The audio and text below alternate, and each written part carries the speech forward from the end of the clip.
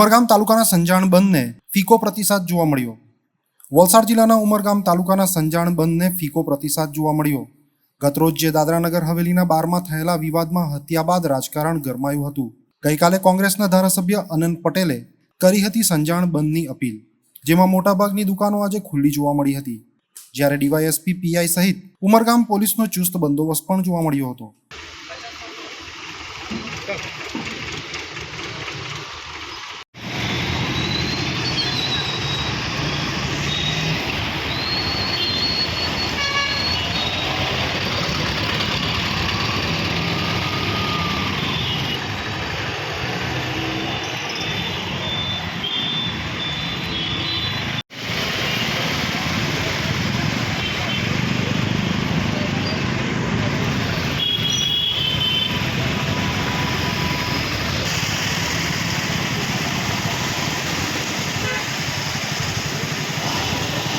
ये थोड़ी बनते